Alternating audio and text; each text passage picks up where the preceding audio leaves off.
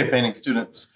This week we'll start adding some color to our Kandinsky compositions. We'll be using watercolor paint. So a couple things to keep in mind when you're painting with watercolor. First, make sure that your paper is taped down really well, either to something like an artboard or it can just be taped directly down to a table or something.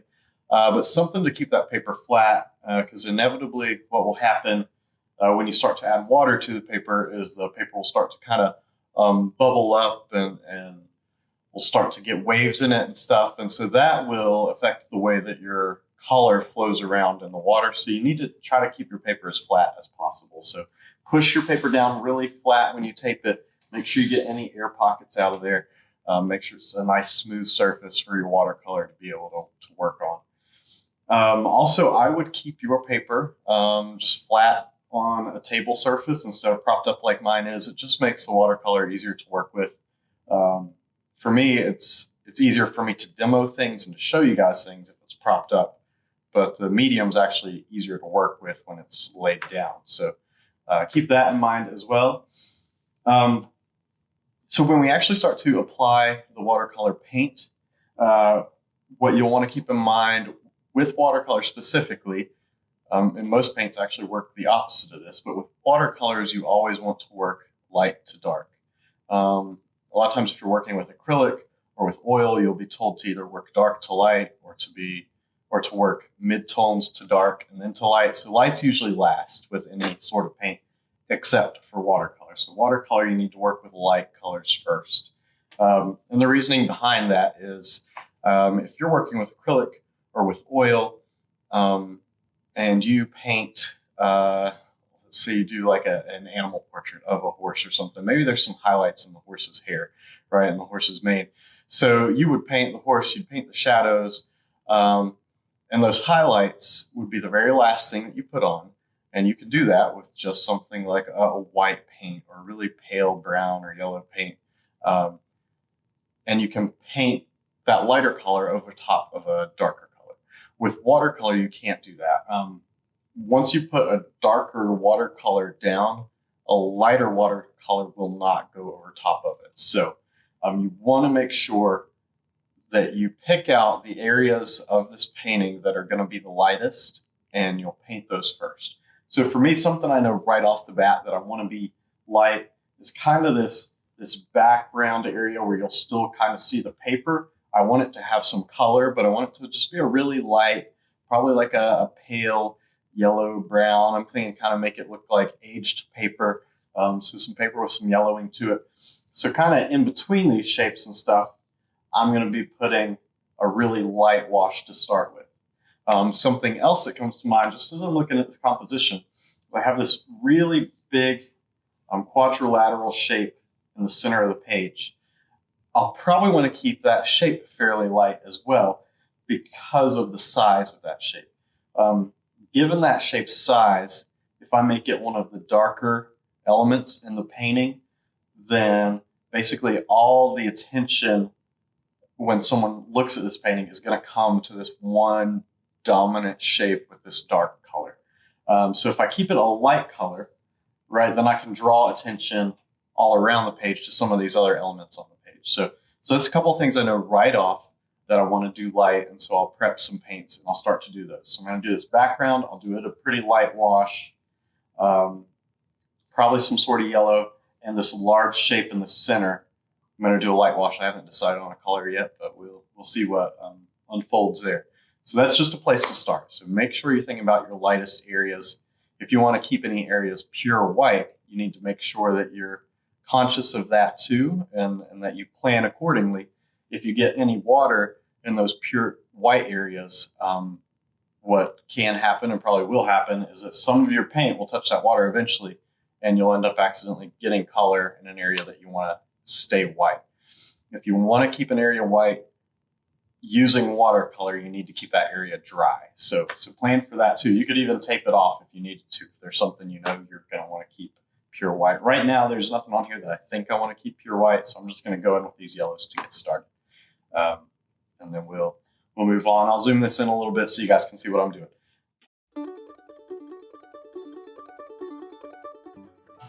I start with just a wash of clear water, um, just so that this wash for the background is particularly soft and even.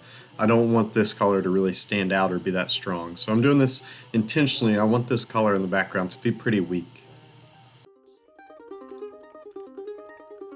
And you can sing together when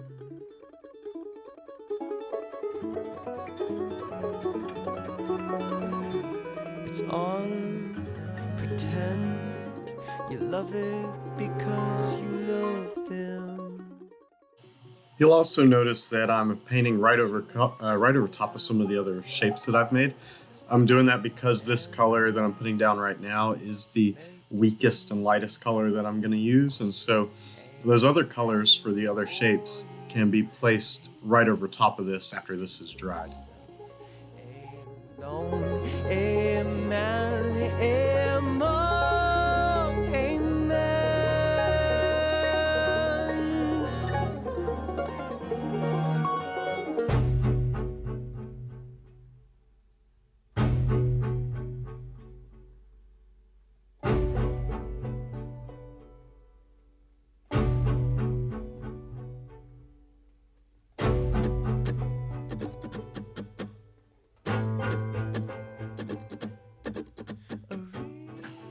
So again, all of these preliminary washes, this first set of washes we're doing, should be soft, should be weak, so that as we make other color decisions, as we work our way through this painting, we can place other colors on top of these. So purple or violet, which is usually a pretty strong color, I'm doing a really weak wash of that stronger color so that I can still work with it later.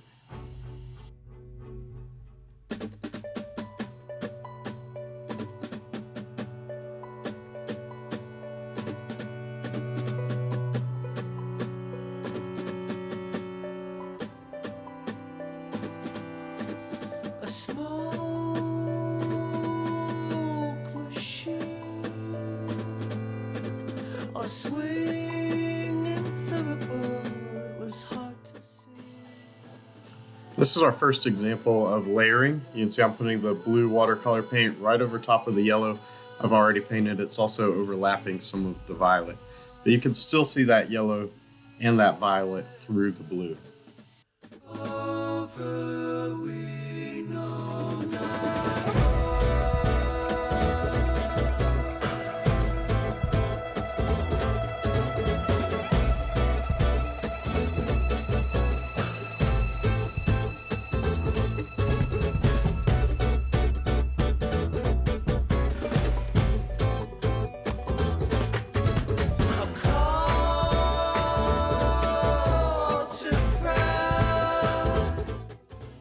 At this point, I would say the overall image is it's muted, it's kind of washed out, and that's what this is gonna look like for this first wash, right? We don't want those strong colors yet.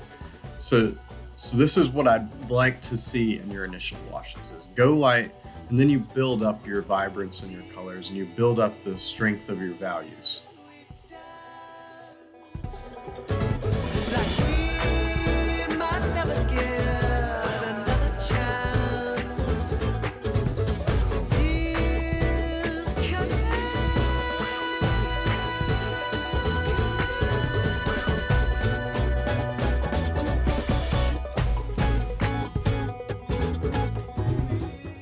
Also, as we're going through this, keep in mind that a lot of your line work, not all of your line work, not all of your pencil marks, but a lot of your line work we'll go back over with pen or with marker, and we'll do different thicknesses of just black ink on a lot of this line work, and that's really going to make that line work come through.